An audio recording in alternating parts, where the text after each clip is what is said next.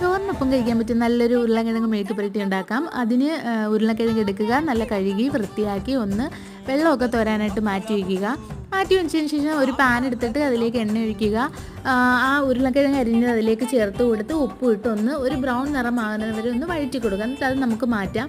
ആ പാനിൽ തന്നെ കുറച്ച് എണ്ണ ഒഴിച്ച് കടുക് പൊട്ടിക്കുക. അതിൻ്റെ കൂടെ ചെറിയ ജീരകവും വെളുത്തുള്ളി അല്ലിയും പിന്നീട് കറിവേപ്പില ഇട്ടൊന്ന് വഴറ്റി കൊടുക്കുക. വഴറ്റിയതിന് ശേഷം ഞാൻ അതിലേക്ക് ഒരു സവാള ക്യൂബ്സ് ആയിട്ട് അരിഞ്ഞാണ് ചേർക്കുന്നത്. ഒരു മീഡിയം സവാള അതും ചേർത്ത് കൊടുത്ത് ഒന്ന് വഴറ്റി കൊടുക്കുക. അതിലേക്ക് മസാല ചേർത്ത് കൊടുക്കാം. എല്ലാം കുറച്ച് ചേർക്കാം. കുറച്ച് മഞ്ഞൾപ്പൊടി, മുളക് പൊടി, മല്ലിപ്പൊടി, കുരുമുളക് പൊടി, കുറച്ച് ഗരം മസാല എല്ലാം ചേർത്ത് ഒന്ന് വഴറ്റി കൊടുക്കുക.